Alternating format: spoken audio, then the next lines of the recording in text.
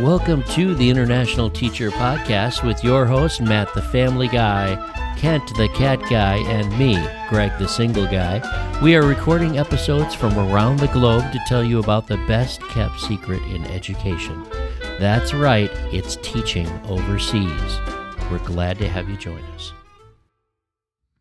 All right, welcome everybody to this episode of the International Teacher Podcast. I am Greg the Single Guy. I don't know where Kent is tonight, and I don't know where Matt is, probably golfing somewhere. But I hope you enjoy this episode. We originally did this in April of 2023, and I want to introduce my next guest is from Germany originally, Ilonka, and she is currently teaching in Cairo. Welcome to the show, Ilonka. Can you tell us a little bit about yourself to start off? Ilonka. I'm from Germany, North Germany, and I have lived and taught in many different countries. I started with Turkey, Izmir, then I went to Yangon, Myanmar, from Myanmar to Tianjin, China. I was so homesick that I went back to Myanmar. From Myanmar, I moved to Indonesia, Jakarta, and from Jakarta to Cairo. In between, I was in Spain, but okay, I think that's enough. So many different countries, many different adventures.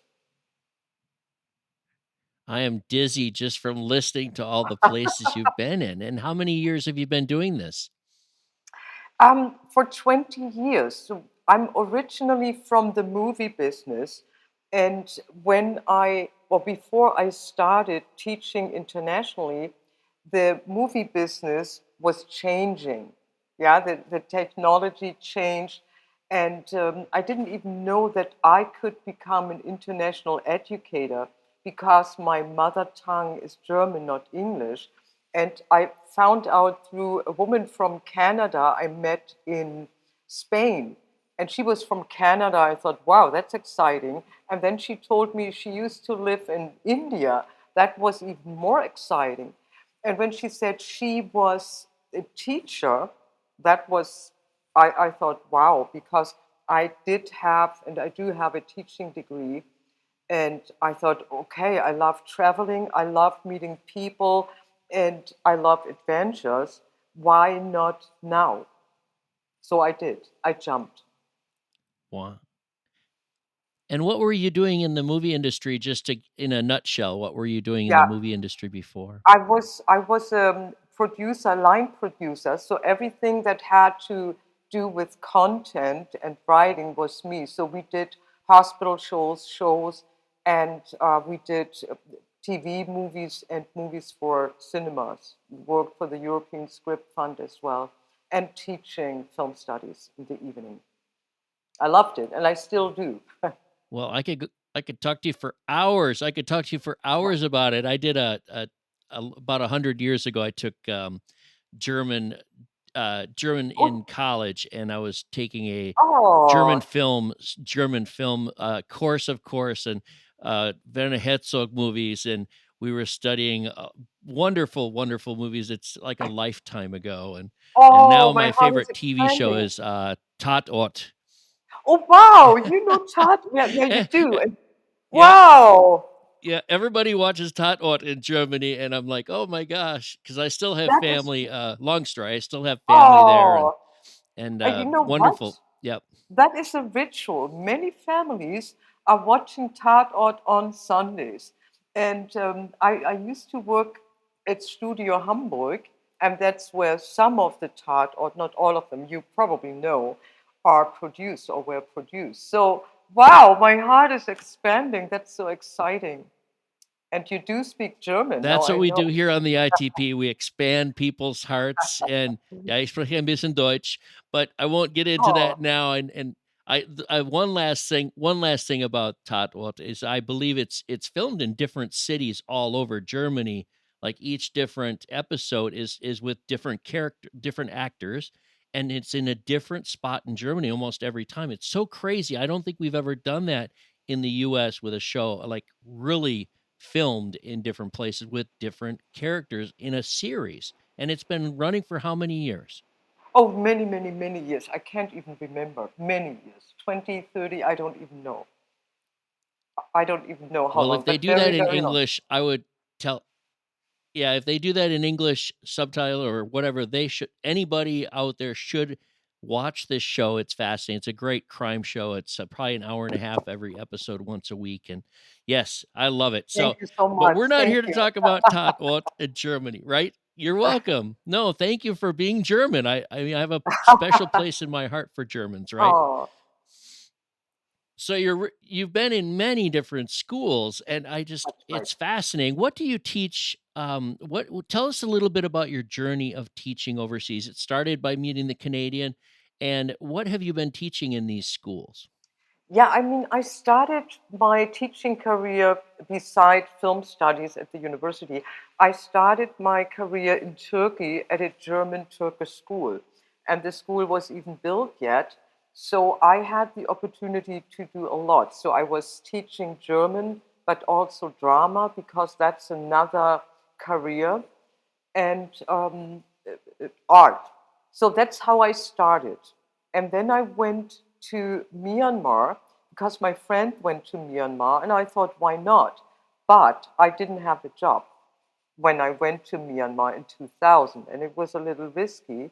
But very, very soon, I got a job with the German embassy, taught German.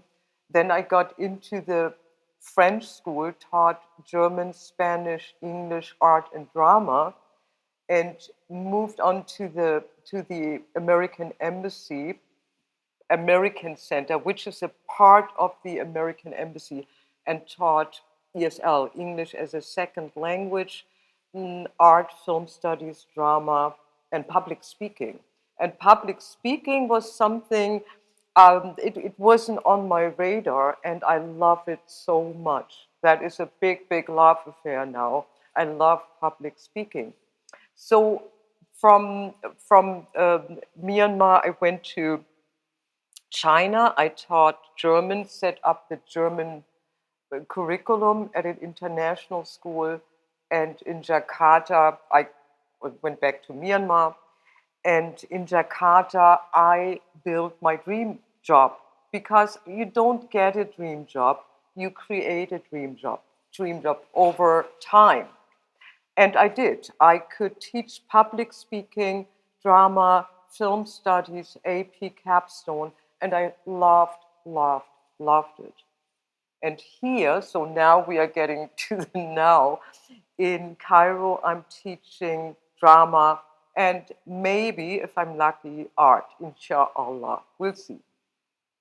So I'm open. Inshallah, yes. And for those listeners out there, inshallah is like saying manana, or it's God willing if you translate, Yes, right? yes, And that's right. hopefully it'll happen, right? But to me, it sort of Yes, means like manana. Usually, when someone says yes, that's inshallah, it's right. like it's never going to happen. So I don't use that word very much, right? Yep. I don't like it. No, I don't you like the don't. word, but you know what? It's part of the culture. Yes. Yeah, exactly. So here And you how is your hear it Arabic also. coming along? Well, when I moved to, yeah, I will answer this very honestly. When I moved here, it was shortly before COVID. So I started with a really, really good Arabic teacher, and I was very motivated. And then COVID came along, and I didn't continue, sadly, or just a little bit. So how is it? Could be better, could be better, could have been better, but now I'm motivated again to continue. So it could be better, but I'm motivated. Let's put it this way. I mean, I can find my way around, and hopefully it's getting better step by step. Schwer, schwer.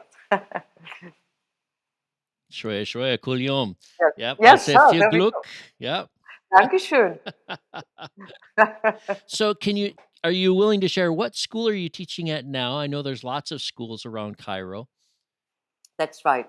I taught until a year ago, and I will tell you why. I taught at the American International School in Egypt, and that school has two places. You probably know about it. The main campus and Campus West. Campus West is in Giza. I taught drama, and that was during COVID via Zoom, and then, yeah, and then a little bit at school. But after 2 years, I stopped because the commute was very long and people left for several reasons. And I used that year, I love to write. So that is I just love to write. You will see me most of the time with a pen and a book. I just love it. So I wanted to write a book. I nearly finished it, and I will continue teaching, hopefully at the American International School again. But I also want to motivate the students that are older, encourage, motivate, and inspire. Long-term goal. Pretending I'm 25. Well, we're all 25 right now. I mean, you Thank and I are you, both thank you, around 25, and it's wonderful, thank you. right? Um, I have 1,000 questions. I guess first of all, don't you hate the road bumps that they have instead of street lights in Cairo? You know, when Yes, you're sitting in the back of yes, a bus or something, and all of a sudden you hit one of those bumps, and your head just about hits the ceiling. I hated that. I that could is. never grade homework or anything in the back of the bus. So you were in Cairo as well, and did you work in Cairo as well? Sorry, I'm curious, very curious. Yes, I actually worked at the same school you're talking about, the ESOL school, and Oh, it was before they moved. So this is back in 2004 to 2005. oh, So the I do have a tsunami few year. sharing stories for the audience. Yep. But I Ah, just remember so many things, right? And you're also German and you like to write. So I think I'm going that's to right. ask you a question, and it's just out of my pure curiosity. The listeners won't care, but I'm guessing that you like to write with a fountain pen. That's correct. Because you know about our school system, students still write with fountain pens, and we have special, you know that probably, special fountain pens, and we Yes. start in grade 3. That's correct. I even have a feather from New York from a museum, and I just like it, to dip it into ink and then write because then you have more time to think and write. That is true. Yes, I do. Right. I mean, you are right about the speed bumps in Egypt, but I have to tell you that in 2020, my friend and I had a terrible, terrible car accident. I mean, I'm still healing in Suez. And it was so bad that we are really lucky that we are alive. The how do you call it? The wreck on the car saved us. I would be dead if we didn't have it. So I spent a while in the hospital, first in Suez, then in Cairo. The school was good to me, but the reason why I'm saying this is my friend was traumatized, and I'm really grateful about the speed bumps because the traffic, and I love the people here, but the traffic is crazy. So I'm grateful for the speed bump. I have to say that. But I understand what you were saying. Well, there's a few places in the world I will never ever drive because of traffic, and one of them is Cairo. And when I mentioned that to other people in the past, somebody once said that it was and you're a movie person, right? So some person told me once it was like the traffic in Cairo, it can be very similar to the chariot race scenes from Ben-Hur, except they That have like is, Toyotas or something, yes, right? that is, And it's so true because it is true. Cairo is like 20 million during the day, and it goes That's down to right. like 15 million during the evening because the outlying places are, and it's just amazing how much traffic is in that city. It's just such a big city to start with, right? That's true. And the driving is a little bit different from our countries, It's just very different. And you need to know that. And sometimes it scares me a little I remember too. because I used to work the ESOL school used to house us in Maadi, which is Yeah, I a live in a Baden. Yeah, suburb, right? And it's an expat community. When you drive via taxi into the city, the main part of the city, you take a taxi from Mahdi, you flag down a taxi, and then you have to go into the city and they'll drop you off because they don't know where things are in the city. And then you flag down another taxi to go somewhere else in the city and you do it reverse, right? You do it that's reverse when right. you go back to Mahdi, you sort of have them drop you off at the outskirts of Mahdi, and then you have to flag a Mahdi driver around. Yeah, that's right. I mean, nowadays it's a little bit easier because we also have Uber. But you're right. And somebody, a friend of mine, explained it to me. He said the taxi driver or drivers are here to drive us. But in terms of the location, that is more our responsibility. And I had the same experience in Indonesia. They drive and they drive carefully most of the time in Indonesia, but often they don't know where things are. And I mean, I don't blame them because it's a huge city. But if you don't know that and you come with your Western point of view, it can be frustrating. Yeah, but if you know that, you are okay. You mentioned Indonesia. Was it Bali that you were in? I was in Jakarta, in North Jakarta, In Jakarta. which, Okay. yes, yeah, I worked at the North Jakarta International School, but had a lot to do with JIS, with Jakarta International School, because they hosted TED Talks, and I love TED Talks, and I spoke at TED Talks. So I know both sides. I'm from North Jakarta, and the reason why I'm mentioning it is near North Jakarta is the marina. And from the marina, you could easily get to one of the 1,000 islands very, very fast. And to Bali.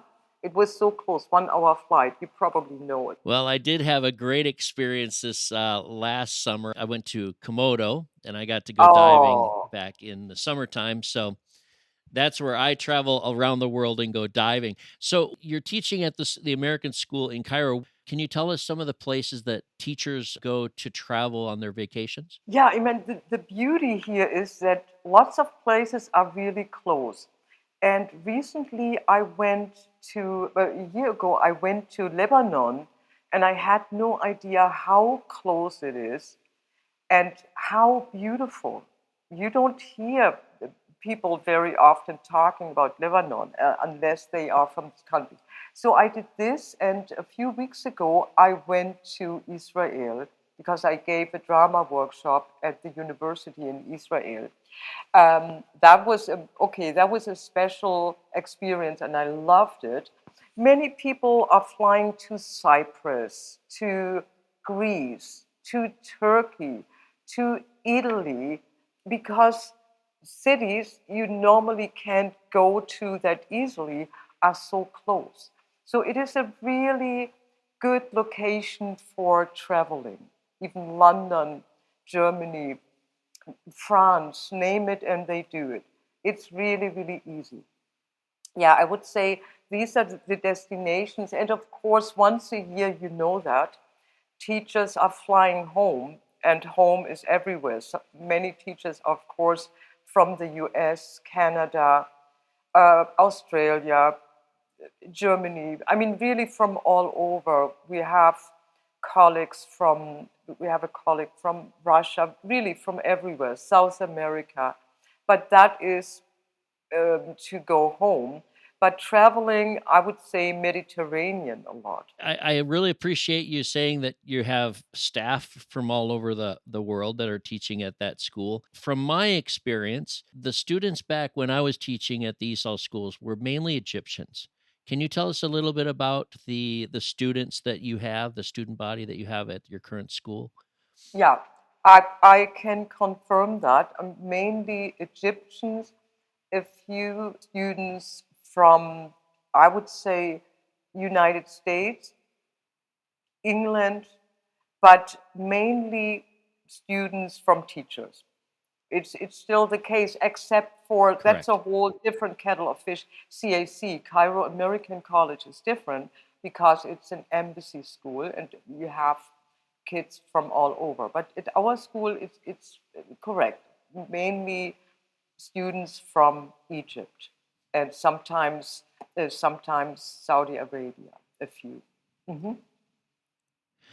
When I was writing my book, it's called How to Finding the Right Fit, and I published it last year. And I'll make sure you get a Mm, copy of it. Right. thank you so One of the much. things I was mentioning, and I always like to, yeah, and I always like to share with the listeners, information about what we know. And I usually call it a host national school, the international school that has a student body that's mainly made up of the host national kids. My school in Egypt, the Esau school, the Honduran school I was at in San Pedro Sula were like that. But like you're mentioning with CAC, which is a well-established school in Egypt, is a an embassy school, but it's also attracts people from all over the world. And the current school that I'm at in the Middle East, it's an international school in many respects, where it's staffed mainly from the US and Canada, but the students are from all over the world, completely all over the world. Cambodia was the school Mm, ISPP, the international school in Phnom Penh was international. I mean, there were probably 75 different countries represented, as well as mother tongue, right? I had some wonderful students. I have a great story for you, by the way, about I a love German student stories, that I please. had. That's part of our show, and with me especially. I mean, Kent's not here, and my other co-host Matt, they're both on vacation right now. Matt is in Sri Lanka, and Kent is in the Maldives for his first time. So shout out Beautiful. to those guys. My story goes back to the fact you're German, so I want to share a funny story with you. My friend and I, my friend was an art teacher. Her name is Kristen, and Kristen and I were both teaching in Cambodia, but she was teaching art and I was teaching technology. And sometimes when you go to these schools, you end up wearing a lot of hats. And they didn't have anybody to teach special needs. Now, since I had special needs experience and so did Kristen, we had to play dual roles as the special needs teacher as well as tech and art, respectively. Now, the funny story comes in is that I had lots of German students in Cambodia, and I was teaching elementary level, and I had this wonderful student named Robin. And bless his heart, little Robin, it he came in one day and with his mom, and his mom said, "Miss Quiston, Mr. Gweg, I have a problem with Robin." And I said, "Oh," and she said this in English, right? And I rarely ever spoke with her in German. And I said, "Well, what can we help you with? What's the problem? Sit down and relax. Just tell us what what the problem is." And in general, I don't want to, I need to keep the anonymity here, but um, she said, my son, Wabin cannot say his ahs. And I was like, "Oh my gosh," she sounded like a German in her German tongue when she spoke German, and when Robin spoke German, his R was fine. He'd say richtig and he did Robin, right? And when she spoke his name in German, she said it perfectly, but she said it like Elmer Fudd in English when she said the letter R. And that's why Robin couldn't say it either, because he's heard his mother say it as a second Oh, language or fourth language. She was saying she was saying his name like a W, right? Wabin and Quiston and Gweg. And Kristen and I just couldn't stop laughing. It was oh, so that is such. ironic. And in my heart, yeah, in my heart, I knew that she was German, and we could work around this just using more of a German accent with his English. Right. We could work on it. So it was just one of those fun little Oh, stories that I'm sure that he has just blossomed in his older age and with his third or fourth or fifth language probably that he right. has, right? But I thought I'd share that with you, of course, and our That's listeners, because we do like beautiful. stories. And I want to leave this up Yes. for you. No, I want to leave it up for you for some stories too, right? Yes, I do If have a there's any story. stories of Oh, teaching, I have please tons of go for it. stories. Um, I was in Myanmar, and Myanmar is a very traditional country. And in 2000, I was there for the first time from 2000 to 2004. Very, very different. Aung San Suu Kyi was still under house arrest, so everything was slow. And we had electricity for 3 hours, maybe candlelights, very different. And then I went to high tech China. Now, you have to understand, I'm a technical disaster. I'm learning and I'm very proud. but I was bad when I got to China. And when I got to China in 2009, I flew in with swine flu. So I got a MacBook from the school, which was really, really nice in Tianjin IB school. Got my MacBook, had no clue. And the next day, I had to teach online from home. Really. My director said, open Entourage, and I thought, who or what the heck is Entourage? So I was learning, and then my colleagues were super nice. And we were a community. You know how it is and can be. A super nice community. And a colleague of mine said, Ilonka, don't worry about it. You will learn it fast. So then we changed the subject, and he said, by the way, tomorrow the apple lady is coming. And I thought, yay. So the next day I came to school with my basket, and he said, why do you need a basket? I said, you said the apple lady is coming. I want to buy some apples. And that is still, until today, Oh, that's so that innocent. yeah, I mean, okay, I've learned then, but at the beginning, so I had to learn it. So that wasn't about student, that was about me. But that's the beauty when you teach international, you have to be and have to stay open-minded because you're learning all the time. And that's the beauty, and that's how you connect by staying open. So this is one little story. And another story with students and also with my principal. Well, we had teacher observations, and then after that, appraisal. And I had this meeting, and she said, "Okay, that looks good. And what would you like to work on?" I never had an appraisal before, or not that kind, and I had no clue. So I just made something up, and I said, well, I'm writing a book with my students in German, German as a second language. She said, well, that sounds good. And there was positive pressure, and it was also PYP, MYP, IBDP. I had to do it. So it was a positive pressure and a push, and my kids wrote and published a book, Thomas Looking for a Friend. So that's a beautiful story, what you can do with students if we have the freedom and let them try things out, they make mistakes, they correct them, and they feel safe because they know the teacher is there, and if needed, we guide by the side. That's just one story. I have many stories, and you probably too.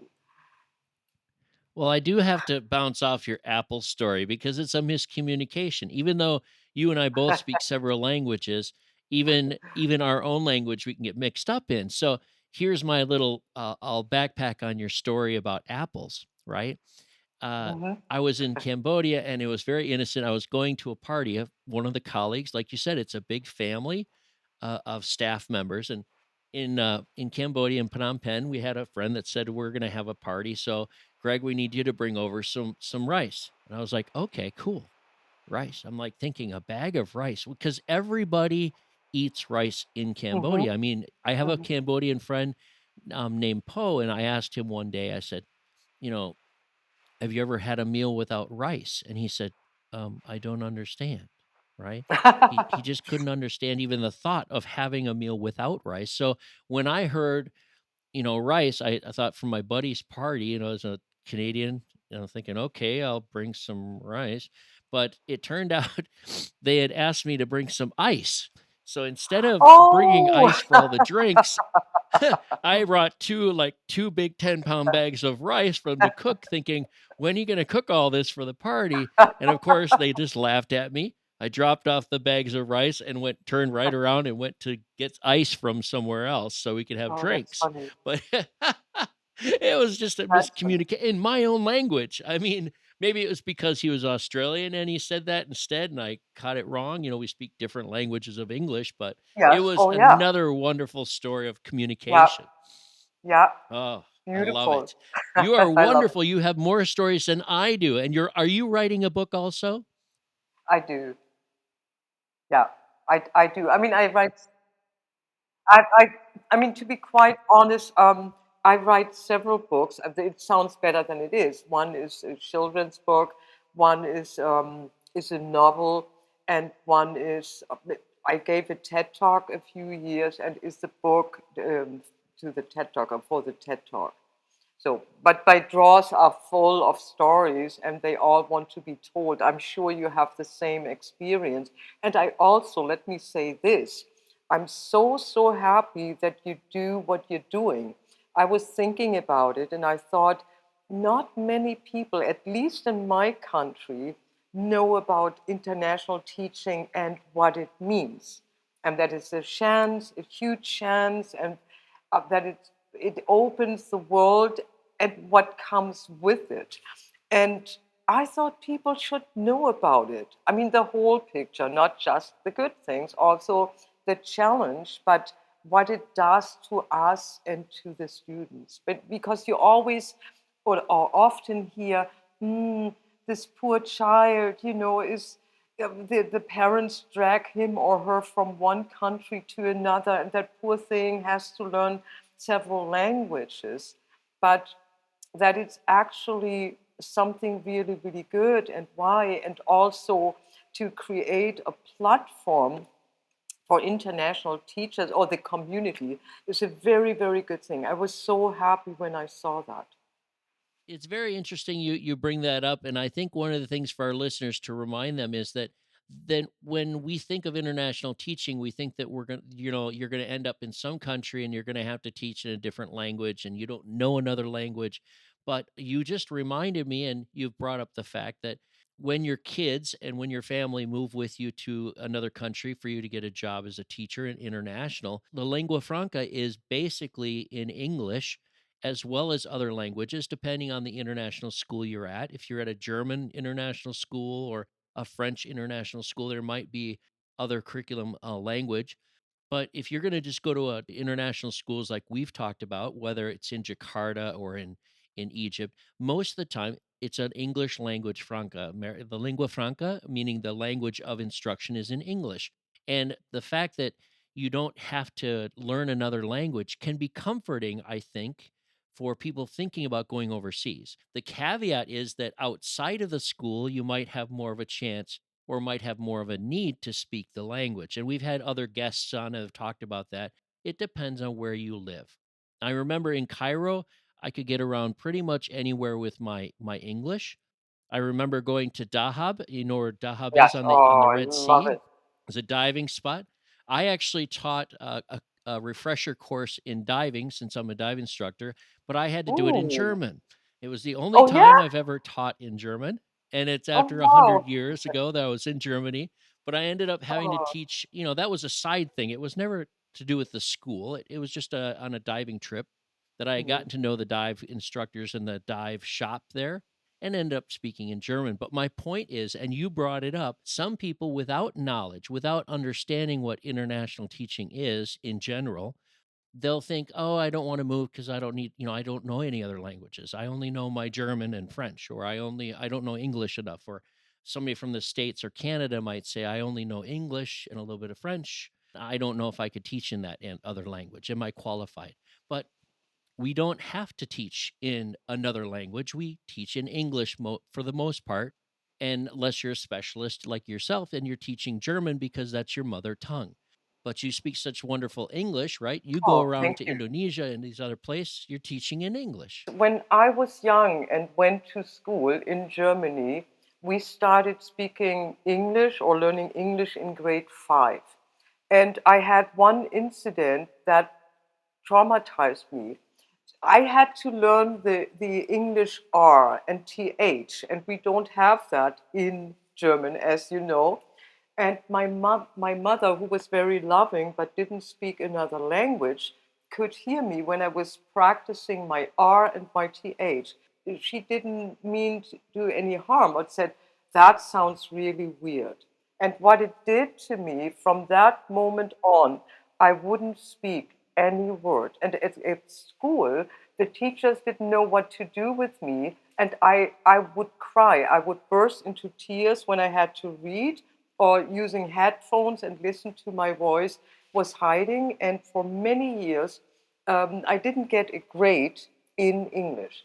Now, when I met my friend in Spain, I thought she was French, but she spoke English, but I speak the Spanish. And I thought, oh God, I have to speak in English because my English was, when I was asked, so Miss Ilonka, tell me what happened on the road, I would have said, red car, white car, boom.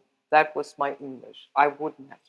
So, what it did, back to international teaching, because you're surrounded by the community and you are learning every day, very, very soon, my English went from not opening my mouth to just speaking. And now I love it. And I teach in English, I speak in English, and I'm so grateful for that. And I wouldn't have without the international teaching experience. That comes almost automatically. And I, believe me, I didn't dare to speak. And if you would have told me many, many years, well, when I was young, that I would teach in English, I would have said, yeah, keep dreaming, fel mesh mesh, as we say in Arabic. So that comes naturally. I just wanted to share this with you because I I want to give what I got from the community to people who have the same block I had. I'm very appreciative that you have shared this with us. I was not aware of I have not been to Germany in a teacher capacity. I have not been to Germany for any length of time since probably the 80s when I was an exchange student. Mm. My experience in German and with the language started when I was in high school and I went overseas for a year. And now as a teacher, I guess I don't have the chance. I don't know enough German international teachers right now to have heard that it's such a secret to teach teach in another country rather than to teach in Germany. And my theory is this: in the United States, we go to university and the university is attached to a district of schools, a public school district, Mhm. especially the universities attached to states.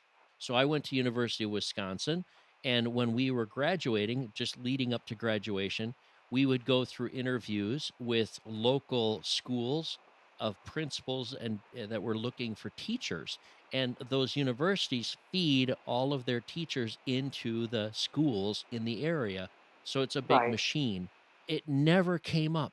I had no clue that I could teach anywhere in the world in a school that was very similar to teaching in the United States. I had no idea. So it was a very big kept secret, and it was before the internet. That was back in 2000, so before the internet exploded. There was no information. There was no way to find out Yeah. about it, and I just so happened to talk to somebody at a party, and they said, "You like to teach and you should go to Iowa." And I'm like, "What? If I want to travel internationally and teach, why would I go to Iowa?" So I can imagine the same thing is happening in Germany, that you train to become a teacher and you're going to be looking at schools around Germany. And I never Hmm. thought about that because my impression of Germany was always that you are very international, that the German people are very international with the four different languages. You start English and French and Spanish and make choices, of course. You're surrounded by other countries. And that's just my US vision, I guess, of Germany at my stage now. But it's wonderful that you've shared this. Hopefully there's other German teachers listening to a podcast about international teaching, and they'll learn from you that it is a possibility and it changed your life. You changed careers to do this. I did. And I remember when I did my practicum, I wanted to teach in Spain and in Germany, the Ministry of Education and my professor, they thought I was nuts. You did your practicum in Germany, but I really wanted to do it in Spain. And I did. What happened, they didn't know what to do with me and where to put me. Only because of my friend and because of a French teacher in Myanmar, I knew that I could teach at international schools. Even when I was in Myanmar, I didn't know. And then I did, and you will know about it, what you have to do at that time, and I'm glad I did. I signed up with ISS, And it was for me as a non-native English speaker, it was a huge thing. I mean, we had to write two narratives, you know all that. It was when I finally got accepted, I was in tears, and it was like getting a PhD. It opened doors for me and my world. And I share it with people at home. And you are right. I'm from Hamburg, which is a harbor city. It's very international. We are. But when it comes to teaching internationally, we are or we were behind. We have German schools, German international schools, but believe me, that is not the same. And I'm very, very honest. I don't fit in, and that is not for me because I'm a creative person. I'm an artist. The box is too small. I dance on the table when I teach. I cannot do this in the German teaching environment. I love it. And Have you ever been told you can't dance on the table? no, no, but I got the look, and then they would put me off the table again. So I know the German school system, at least now in foreign countries, is not for me. I don't want to teach there. I've tried, and at international schools, I can bring everything that I have to share. That's the beauty, and that's why I love it. I can bring it into the classroom. My experience, my film and theater experience, my writing experience, and of course, solid qualification. And that is something that I'm telling people, and slowly, slowly, they understand because it's very, very different. And lucky me, I had directors, especially one or two, who believes in guide by the side. The famous quote, and you will know it: "Come," he said. "We are afraid," the student said. "Come to the edge." "We are afraid," they said. "Come, come to the edge." He pushed them and they flew. And I love that.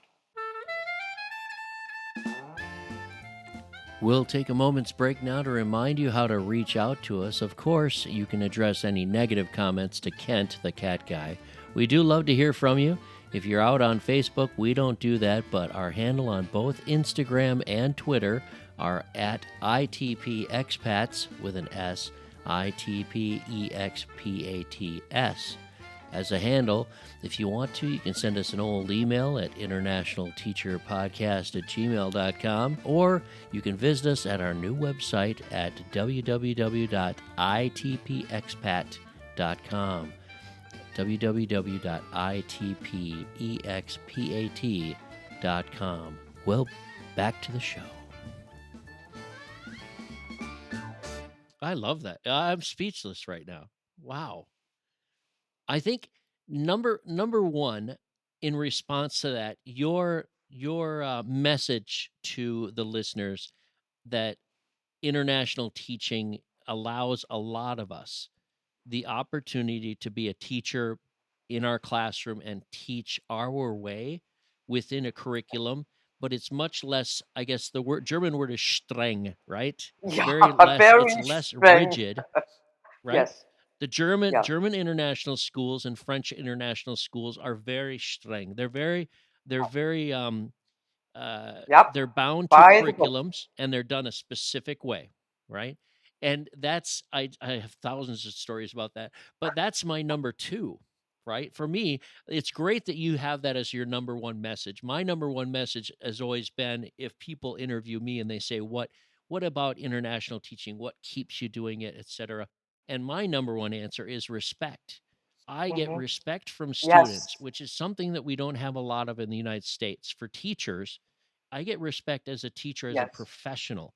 And I know that in Germany, the German professors and teachers are, I don't know about elementary and middle, and I know that teachers in the States do not get respect until they're maybe university professors. But in international schools, I have had for the last 20 some years overseas in 7 different countries as a teacher. I have always had respect from parents, Yeah, and from especially from the students. Do you agree yeah. with that? Yeah? Absolutely. What I love about it is in Germany, the rules are very strict, very, very strict, and we are by the books. Political, everything is political correct. But what I love about international teaching, that you can actually have relationship with parents, with students, with your colleagues, with the staff. You're really family. It's like the can. You have a pyramid of cans. It doesn't matter what is on top or down. Let's say the director's on top. What we can use it the other way around, and you pull out one can and the pyramid will crash because everybody is important. You can have these relationships, very different from my country, and I love that. It's working together, acting together for a better future for the students and also to grow for us. And I love that. Not to mention all the experience. Some countries, but that's another topic, have earthquakes and things are happening, cyclone, name it.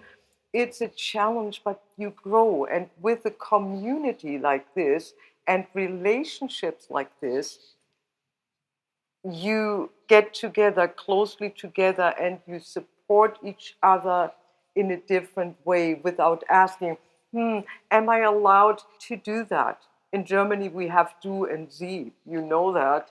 Oh God, it's a big thing. When finally somebody offers you the formal you, then you have a toast. That's what I mean. And you Correct. don't have that international teaching. It's a community, at least most of the time. And I love it. Do you feel that students are the same across the world? Yeah, it's a very good question and a question I asked myself many times. Yes, generally speaking, absolutely. However, countries are different. Egypt, people are very lively, very enthusiastic. And often I thought, oh my God, they are fighting. And I would say, why are you fighting? And they looked at me and said, we are not fighting. We are just asking ourselves, shall we buy a pizza or bread? And you have to understand it. So they are very passionate. In Southeast Asia, it's the opposite. So you try to bring it out because they are very modest and humble. But generally speaking, kids are kids. They love when you read stories or when you do something with them and when they can explore. Excitement is excitement, fear is fear. And as a teacher, and I truly believe that, you can either break them the bones no matter in which country you are, or you can make them strong. And of course, we want to increase self confidence and self esteem and make them strong by letting them find out. I would say kids are kids no matter where we are. They are maybe at the beginning a little bit quieter or a little bit more outgoing, but when they know they are safe and you created a safe classroom environment, they do anything. And that's all over the world. What is your take on it? I'm exactly like you. You and I teach in mirror lives, right? I do the Yeah. same thing you do in many respects, and I my belief system is the same. My answer immediately is kids are kids. Once you Hmm. bring in parents, there's differences. Once you Yeah, bring in that's culture, true. there's some differences. That's true. Right? But they're still kids are kids. They want to learn things, and your point about being in Egypt and everyone's like arguing with each other. It was part of, and they have the hand motions Yeah, like, exactly. Yeah. even more than Wait, please Italians wait. sometimes, right? But the children, they adopt their culture, right? And they're not just arguing, they're actually having a discussion. They get passionate about what to put on their pizza and who is going to go Mhm. order it. But it sounds like they're just ripping each other's throats out linguistically, doesn't it?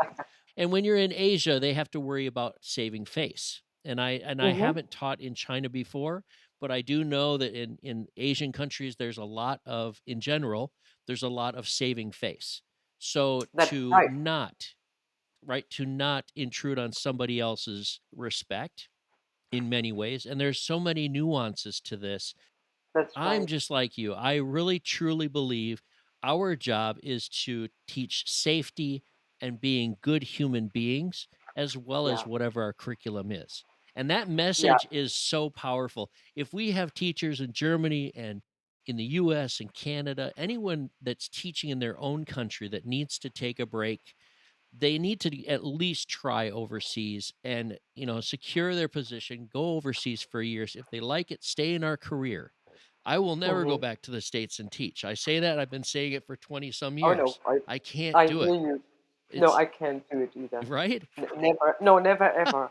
I love what I haven't experienced here. I have to say that and you know that about Egypt, but it's not just Egypt. The relationship you develop and the experience you get, you can't pay me enough to change that. I wouldn't go back.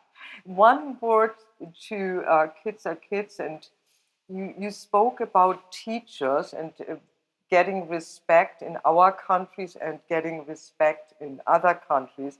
What's really interesting is, or was for me in Myanmar. In Myanmar, they have Army days that have Teachers' Day, and the parents and kids come to school, fall on their knees, and a whole day is for the teacher.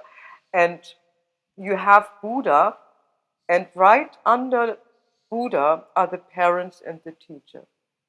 That was something I wasn't used to. And I mean, I have to say, I quite liked it. I mean, not always, but it felt good to be and feels good to be respected. And here and in other countries, the same. What I love about the kids, just because they are in a different environment, international schools, they really care about you.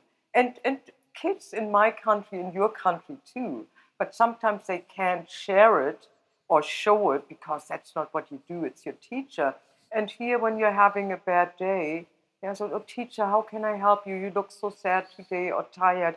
You can have my chocolate bar, and you can take it and don't have to ask, oh God, is that okay that I take this chocolate bar? I mean, okay, it's a little bit black and white what I'm saying right now, but I think you understand what I'm trying to say between the lines. It's not a one way. It's kids enjoy my teaching as much as I'm enjoying teaching them. It's it's not a one way. It's for both of us. Absolutely, and I agree with you. It's two-way because I learn something every day from a student. I Yeah. learn from kindergartners, I learn from 3-year-olds, I learn from high school, middle school. Every day that I teach, I just hope that I make a difference in one person's life, and then my Oh, day I'm is sure you complete. already have. I'm sure. What's the longest you've been in a country Yeah, that's a good teaching? question. I think Myanmar 7 years, 6 or 7 years. Yeah, and then Indonesia 5 years. And the reason why I left Indonesia was just the age limit, which is really early in Indonesia. Otherwise, I would have stayed longer. However, that is creates a new opportunity. And people ask me, so when can you retire? And when can you? I said, no, wrong question. Don't want to. When I don't want to. That's my honest answer. As long I'm healthy, and I have something to give, and we all do, I will teach and continue. When you go back to Hamburg and they Mhm, ask you, you go to a neighborhood party, you go to somewhere and mhm. have dinner or whatever, and someone says, "What do you do for a living?" Do people understand what you do? Do they have some kind of vision? Do they care very much? Tell me a little bit about what it's like to go home as an international teacher. It's different. So my parents, they are not alive anymore, but my parents were very, very open-minded. My mom always told me in her way, do whatever you want. Don't listen to people. People will always try to belittle you when they feel like you're a threat or you're doing something they would love to do, but they don't. So listen to your heart, do whatever you want. So that is a beautiful thing she gave me. And my father would say in his easy, simple way, You can do it. I know you can. That's all I needed. So that is one thing, and I'm really grateful for that. But I do have of friends who told me, not close friends, but friends who said, "So when are you stopping this life?" And I would say, "What do you mean with this life?" Yeah, so what are you running away from? And you know what I mean? And I try to say, I'm not running Tell them the away from. police. Yes, exactly. I tell everybody the police and the FBI. I'm running. That's a good answer. That's a good answer. Yes, yes. Oh, I love it. I love it. Yeah. We have to come And up with answers to these questions because people don't understand you, right? I go home and my friends and family, the close ones, understand. yeah, The of course. people I'm just talking to somewhere that don't know what I do, I almost Hmm. have to have like a T-shirt that explains the basics. I'm not teaching in a hut in Africa. I'm not teaching them how to speak English and Oh, yeah. spell. I'm teaching a curriculum. I'm teaching film studies. I'm teaching language arts. I'm teaching foreign languages. You have to Yeah. explain that you're not just there teaching German. You're teaching a full curriculum of different things. And I think that's was part of my question because I feel that you and I could talk forever about this. We do That's the right. same thing. We That, love it. yeah. And yet Yeah. people don't understand what we do because it's still a secret. Like you're saying, this other guy that you were talking to, he's like, when are you coming home? It's like it's a Yeah. trend, like you don't have any roots somewhere. Yeah. Yeah. I get that all And the it, time. When are you coming home? yeah, exactly. What did you say to him? Yeah, no, what I say is, I'm my home. I feel at home with myself, and with that, I can be home anywhere and everywhere. I mean, if you are comfortable, so that's what I say. I'm home everywhere. I feel comfortable, or almost everywhere. As soon I know where's the shop, where's the school, I'm fine. You can put me anywhere. But what you said is really interesting. Oh, you're not living in a hut or in a bamboo hut. I had it with my cousin. I love my cousin to death. They are a little bit they are normal, down to earth people. And my cousin once said, "Do you have fridges in your country? Do you have toilets?" Yeah. I said, "Yeah, I do." And that comes with it. And then you explain what you do. Or I have a friend, and at the beginning, I was really a little bit hurt. I mean, 20 years ago, when she said, "Oh, yeah, you are teaching bored housewives, right?" I said, "Excuse me?" So, no idea. So, what I say is, I teach, and then I explain it a little bit. I mean, I had the same in the movie business when people said, "What do you do?" And I said, I'm making up stories and I get paid for it. That was my answer for the movie Right. business. So my friends and my inner circle knows, and people who don't understand and where I have the feeling it's a one way, yeah, I'm in touch with them, but they are not my friends. Of course, I like them, Right. but the older I get, the more I make sure that I'm surrounded by people who support me and understand and have some empathy, and vice versa, of course. You're very much like I am. I say my home is where my hat is, or Yes, it's where I hang my hat. It's not yes, really I a love it. home for me. It's more like I'm comfortable and I'm adaptable. As an Yeah, international teacher, I've traveled so much. I'm comfortable sleeping under a bridge. I do have yeah. a few things and comfort things that I need to have with me. So, what are some of the comfort things that you carry with Yeah. you to these different countries? So two things. So number one, number one, I have a friend who loves meat. And then, of course, in Asian countries, people eat rice. And in Germany, we eat bread, good bread. So when my friend says, "Oh my God, there's nothing in the fridge," she or he means meat. When I said, "Oh God, we have nothing to eat," I mean bread. So what I need to, not I need to have, I can live without it. But what is comfort is good bread. That's number one. Yep. That is number one. That is really number one. So are we talking about general general things or food? No, it's just for you. What are some things that you need to have to feel comfortable in whatever country you're in? Yes. Okay. So that's number one. And number two is not good, but I'm so old fashioned, real books. I have a bookshelf, an antique bookshelf from Myanmar, and I have real books. And when people see it, they look at me and they think I'm crazy because books are heavy and it's expensive to move with lots of books. I mean, I'm better now. And also paintings. I love to paint. That is something, I mean, I produce new paintings all the time. And now I'm better. Now, when I move, I would get rid of the frames and I wouldn't move the frames anymore, just the painting. But I would say bread and books, BB. How about you? Funny you should ask.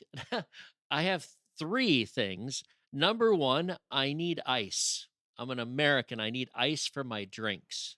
Yeah, Right? I So get that. wherever I go, I always try to make sure I find an ice place, have some ice delivered, something. I always get bags of ice. Number 2 is a maid. I love having a maid. I'm a single guy, so having somebody clean my apartment for me, etc. Every country until now, I have had maids. In fact, in Egypt, where I was living in Cairo, I had a guy from Nairobi that was our maid, and he would Hmm. come once a week. And that, every country's different, but I Yeah. got used to that. And my third thing is I need to have some form of transportation in most Hmm. countries. Except in the Egypt, I didn't have one, and I don't have one now. I have a little scooter right now, but I don't own a car. So I've in most countries I've had some form of transportation. It was a freedom that allows me to travel locally. So to go around the Yeah. country, like when I lived in Honduras, I could go travel all over that country in the Yeah. car. When I was in Cambodia, I drove all over on a motorbike. But you see more and more local, right? The more local flavor of people. In Egypt, I always had a driver, and here I always have a driver. So I think those are the 3 things that I have to have. But I agree with you on the artwork. I usually travel with 2 suitcases, right? So if I leave this school and go to another, it will be 2 suitcases. I'm You a are good. minimalist sometimes, Good for you. piggybacking on the fact that you love books. I have to have an iPad because otherwise I'd carry 3,000 pounds or, Yeah. kilos of books with me everywhere. So I I keep on hear an you. iPad. Going back to the idea of traveling anywhere, like you can travel anywhere and feel at home, right? You can make it your Yes. home. Yes. But when I go home to the United States, I have 2 places or 3 places that make me feel like I'm right at Hmm. home. And one of Right. those is my parents' house Yes. where they've Yeah. I get settled that. in Florida. My younger brother's house feels like home, right? It's that German word that there's no other translation for it, and it's gemütlich, right? There's Yeah. no translation. You have to use a phrase. There's no single word That's translation for the word gemütlich. You go into a place and you immediately feel at home. So those 2 places, I immediately feel like I'm at home. Is there a place in Germany that you just go into and you feel like, ah, I'm back. I'm back. I would say the same. My mom's house. Yeah, Your mom's the house. same. Okay. Yeah. And it wasn't really big and it didn't matter. That is that is pure love Memories. and Yep. yes, memories. Yeah, that's Good. true. That is true. You said that you love having a maid or a helper or, house manager, call it whatever you want. And I understand. What is your experience? And I don't mean bitching about them. I can't stand it. That's not what I'm talking about. Right. What I'm talking about is, do you have a relationship or do you see them very often? What is your experience? And later on, I will tell you why I'm asking. Sure.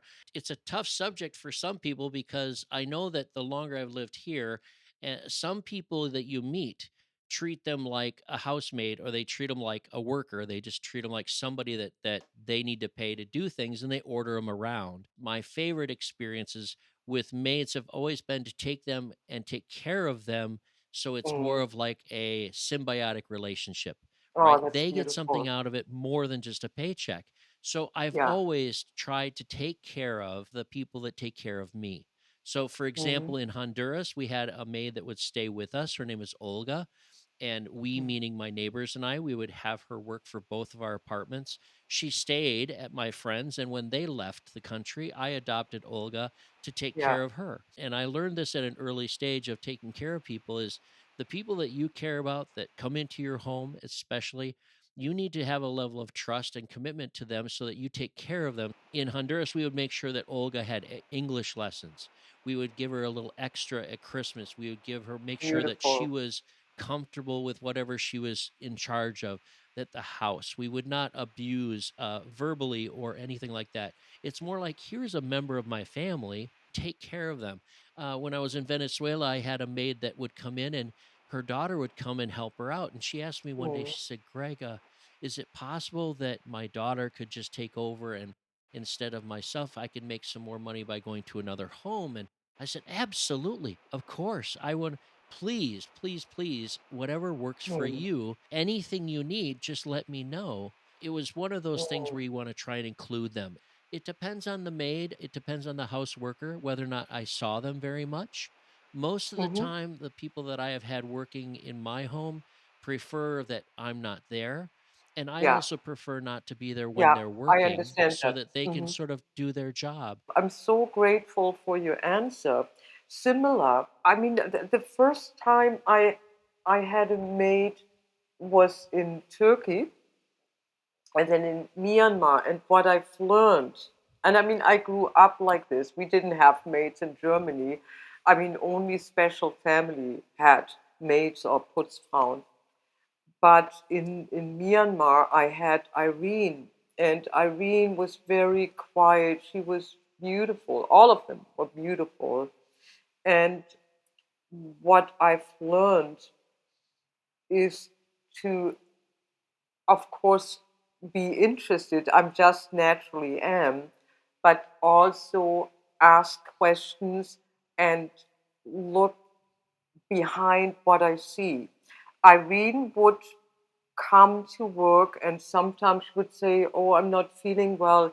Is it okay if my brother is coming for me?" And I said, "Of course, Irene, go home." And what happened in Myanmar, and it was at the beginning of my time in Irene got sick and we had a holiday and I came back and her brother would clean and apologized. And then he came back and said, "Oh, my sister is not feeling well." And then I said, she should see a doctor and I will pay for it. Because what happens, and you probably know, in often in countries when people can't pay for the doctor tell them, "Oh, you're fine," and then a few weeks later they are dead. And that's what happened to Irene. And I didn't. I mean, I was the way I am. I'm a very warm person. However, I was so shocked, because I've seen it when people enter the hospital, they had bags full of cash, and then they would put the cash on the counter, and then they got treatment. And when they don't have it, they are not treated. So back to my question, I've seen it in several countries. So Irene passed away. She had a little daughter, and that's when I realized it's I'm so sorry. important. Thank you. So important to pay attention, and it's not always what you see. Sometimes we have to look behind it. Here in Cairo, I had Mila, and Mila died of COVID. Mila was a little bit seemed rough quotation mark, but what it really was pride. And I'm always a little bit mad when I hear people, especially when they are at home, and forgive me the expression, bitching about them. I think it's really important that we look closely, and I shouldn't even have to mention it. It should be a given. The way you described it was so beautiful. Treat them the way we want to be treated. It shouldn't even be a topic. But, sometimes I see different things and the way they be treated, they are treated. So that's why I'm asking, because we have the luxury that we can afford something I could never afford in my country, or at least not to that extent. And I'm always grateful, and it's important to see that we are all the same. We have the same needs. When we are sick, we suffer. When somebody dies, we suffer. We have pride, and sometimes we don't ask for help. So I think it's really important to take them under our wing. Yeah, it's also a way to give back to somebody that's local and is probably in a different socioeconomic status than you are, right? Yeah. We are usually wealthier than a lot of the developing countries where we've been. You're wealthier than the average person that might come in to work in your home. And I think what's really important is that you don't just take care of them and treat them properly, but you go a little bit above and beyond. Yes. And like I was saying, Yes. either it's language lessons or it's by sending giving them a Hmm. little extra loan or Yes. making sure that they can go home and give them a ticket to go home at some point because they haven't been able Hmm. to go home. And it's not something they would spend on themselves. A lot of times they're Hmm. working, and what you can give them is very little out of your pocket compared to the value of what you're giving them to them, right? And I think it's a Agreed. very important Absolutely. point that I'm glad you brought up maids and house workers because it's very normal overseas in international schools to have a maid or a worker, and they turn into a family member if you treat them correctly. And it's not going to work for everybody. In Egypt, we had to fire one of our house workers because Mhm. he had stolen something for sure. Yeah. Investigation, he had stolen something from my Yeah. roommate, and that was a deal breaker, right? And we all have Yeah. deal breakers. The success stories have always been when you are very clear about your expectations and you're very respectful of their expectations, right? So even if there's a language barrier, which a lot of times there is a language barrier, then you grab somebody that's going to That's true. translate for you. I've done that many times where my language was not up even close to theirs, but I didn't even speak their language, right? And somebody would come in Cambodia and clean for me, but I Yeah. had to speak with her through a translator. And that was the number one thing to make sure that you have expectations. And then I think the world is your oyster. You can't believe what it's like to live with a maid because in our country, like you said, I couldn't believe what it is to have a maid, somebody to do work in my home, and I'm a teacher. There's no way. And I don't know any teachers in the US unless they're married to a millionaire that have a maid come in, not a teacher. No way. Any more Yeah. questions for me while we're talking for the listeners? Yeah, you have beautiful stories to share about students, about yourself, and also what I would like to know is what are the things you have experienced that were shaking you up, or something you haven't had happen to you. For example, when I was in Turkey, we had an earthquake, and it was something I hadn't experienced before, or not like this. Or in Myanmar, we had a terrible cyclone, and the monks were marching and shooting going on. Something that you don't experience. So, did you have something like this happen, and how did it change you?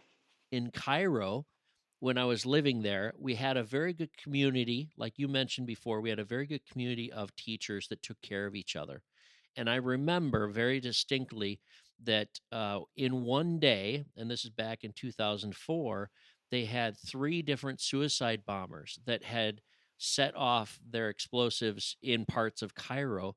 And I remember the phone ringing, and it was just all over. We had a phone tree to take care of each other. And when this happened, we all started calling home saying, I need you to know I'm safe.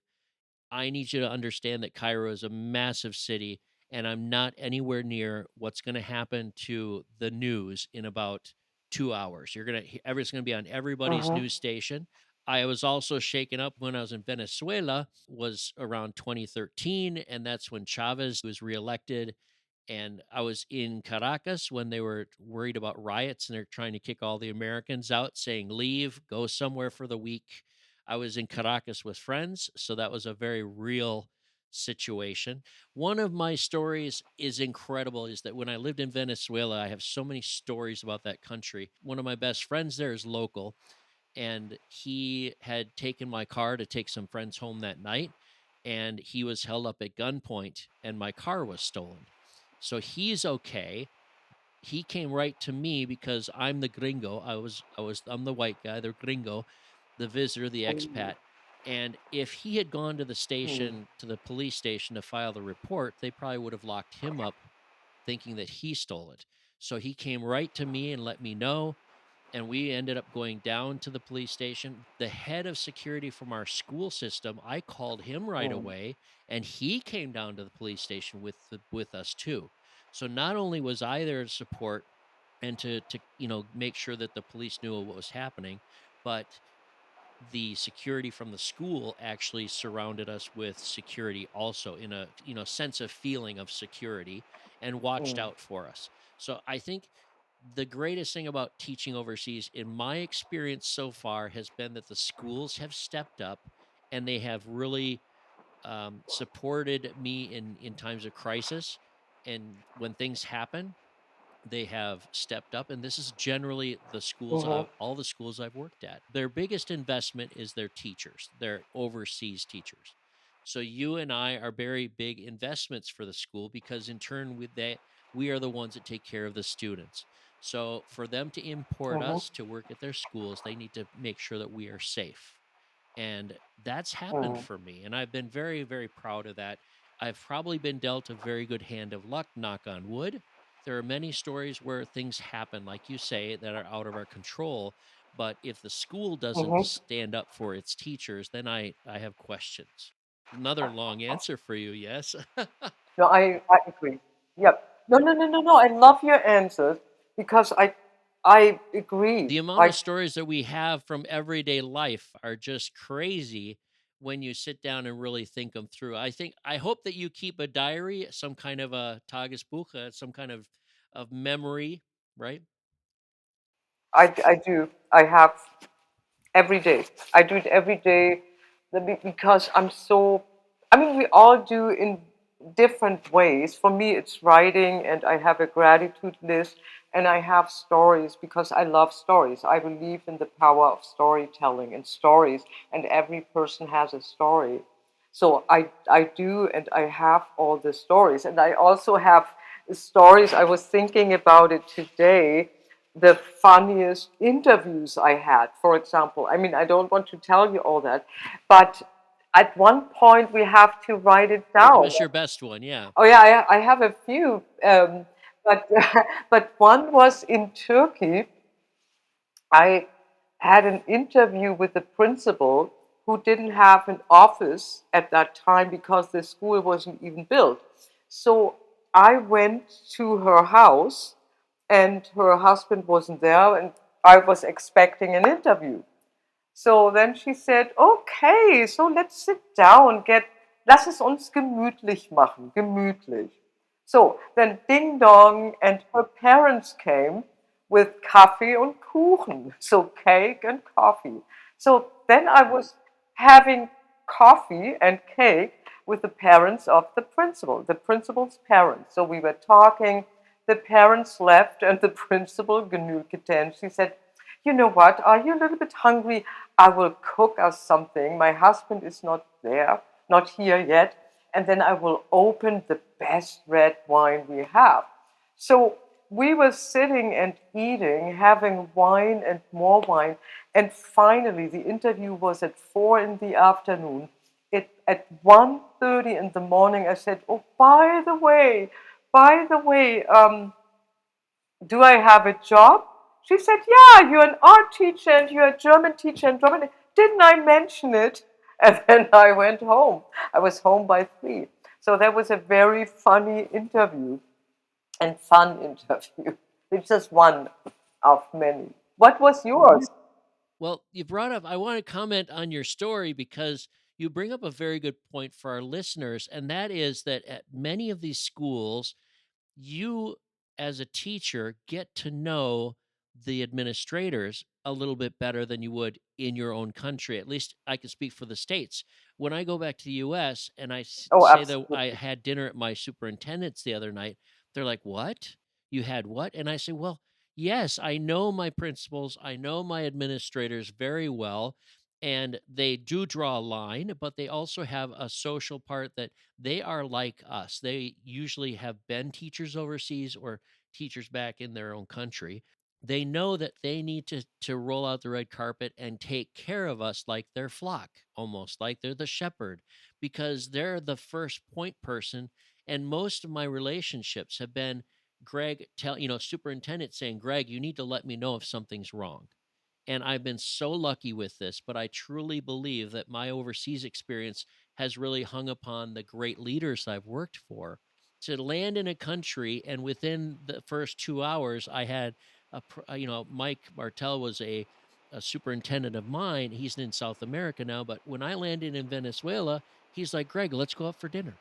And I was like, here's the man that's in charge of the school wants Yep. to take me out just to some, and we ended up going Yep. to street food. He's like, Greg, I know you like street food. You know, you came from Cambodia. So let's go out and have my favorite street food tonight. And we took it out, and he and I and the CEO, or the financial officer of the school, went out together.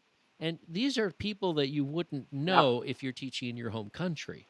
There's no way a No, superintendent never. would take out Never. a new teacher No. from elementary school out to dinner. So I love the fact that you brought that up, Yep. that you went to interview with a Yeah. principal, Oh, and it thank you was so much. it's very warming to think that you can have a relationship with the people that you're going to work with. But our international schools, for the Yes. most part, they're small communities, and that's part of that comfort zone is you build relationships with these people you work with every day.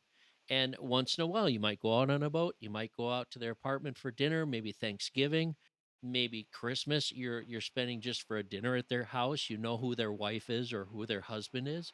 That's very interesting that you have and I know you have the same experience as I do in that fashion in general. It's a good point. Hmm. Yeah, it is. When, and I agree with you. And when I had this terrible car accident, I mean, it was horrible, but the school and the director and my middle school principal, who didn't even know me because I hadn't even started my new job, were so good to me. And the doctors and nurses, that my friend and I, we had a gratitude party and invited all of them, the director and the doctor, the surgeon. You would never do it in my country. And it was the best thing I could have done to show my appreciation. And because of my accident, the first 3 months on the school bus from Madi to Sheikh Zayed City was not easy because I was under morphine and not easy. But the principal and the director were so good, and my colleagues, they said, let's have a bus Christmas party at my place. And the principal came. The Christmas party was different from what I thought, but it was very, very fun and would never happen, or not that easy. Let's put it this way in Germany. I agree with you. Yeah. Well, it brings up, and that continues my point about the school being your comfort zone.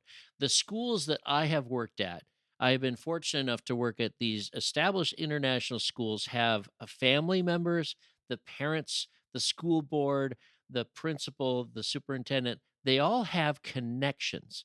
So if an emergency does happen and you're at a quality school, and you know that your directors and your administration are going to take care of you, they reach out to the people that they need. So if something happens, if there's an accident, then immediately you let the school know, because they have the connections, they have the knowledge, and they know much more than you, because maybe you're just there for a couple months, maybe a couple days, maybe even a couple years. You are Yeah, not going to know as exactly. well as the connections of the school of what's going to happen, right? It's very comforting to know that if you're at a quality school, that if an emergency happens, and I've told this to my family, don't worry about me, because I have people that will have help me in an immediate emergency, right?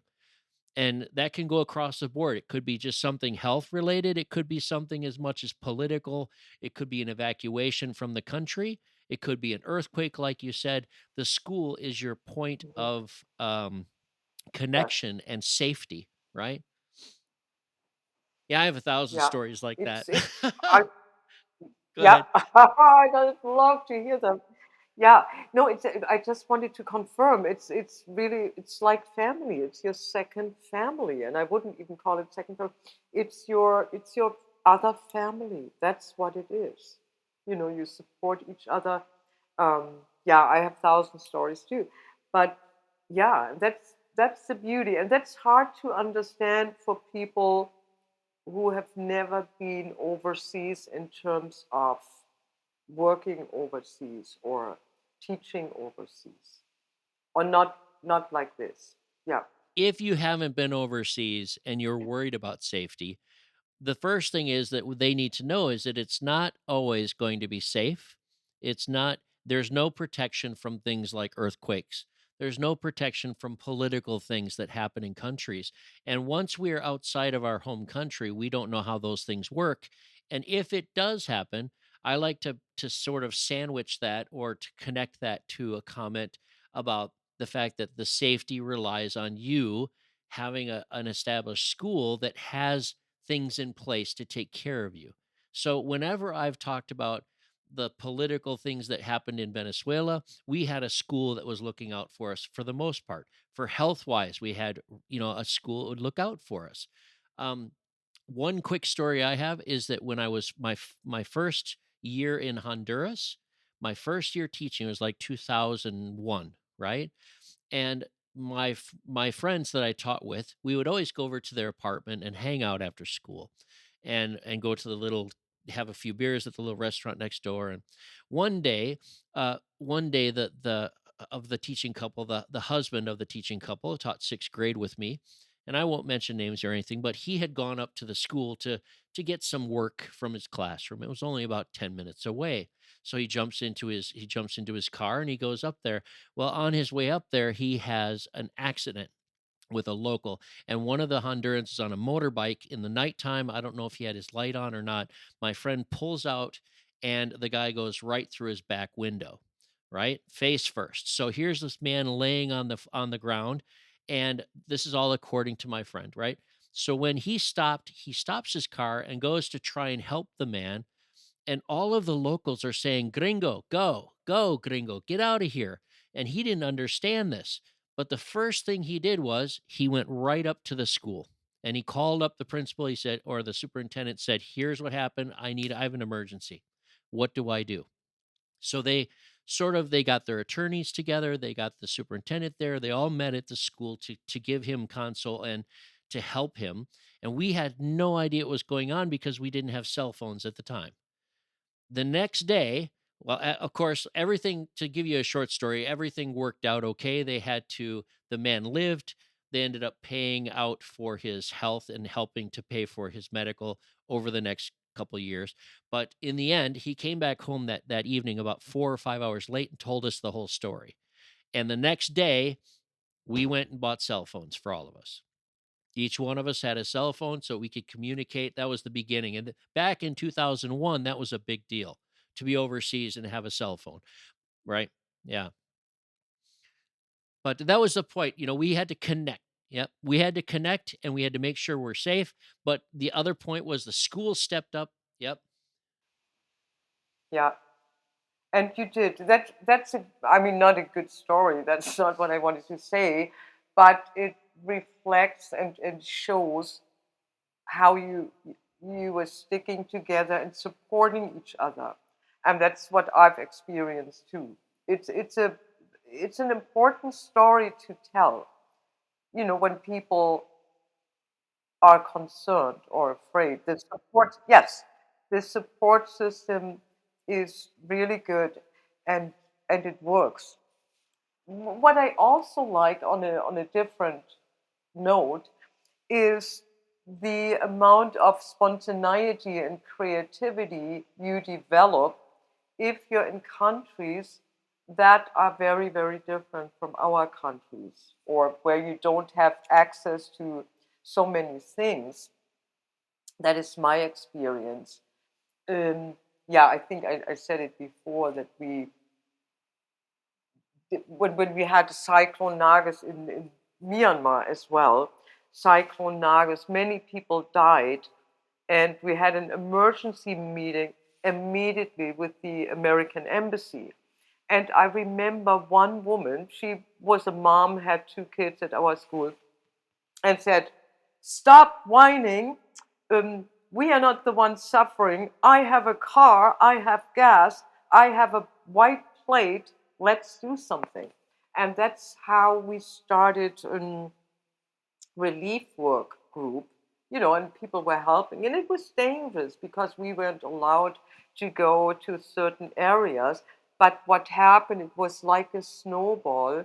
One person was brave enough to say, let's do something, and other people joined in. And these things happen very often. I mean, according to my experience, I'm not rich. I didn't have a lot of money, but I thought, okay, what can I do? Okay, I can have a silent auction and sell my paintings so we can restore a school. So some people, some embassy people heard that and said, okay, we can do this. We can print T-shirts. And then the restaurant, the House of Memory, said, you know what, we also want to help. We will sponsor the food. And you can do something because the community is so small, and you can really help in a way you wouldn't in your country, and make a difference. And I think this experience, or these kind of experiences, are really important because we grow, we learn, and we go forward with this experience, and that's what we hand over or use even in our classrooms, and learn how people cope in crisis in different countries. I mean, there are so many stories. I don't want to bore you with them, and I'm sure you have thousands of stories like this. But that is a good thing. I don't mean the disasters, but if you're open and willing to engage, and you're allowed to engage, you can also learn a lot and give back.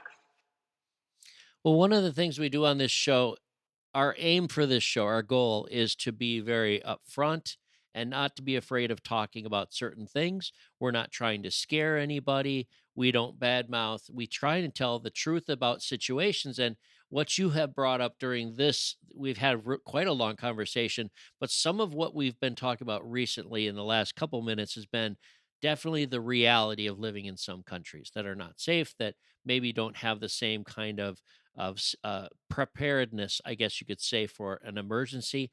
And I think that that's scary to some people.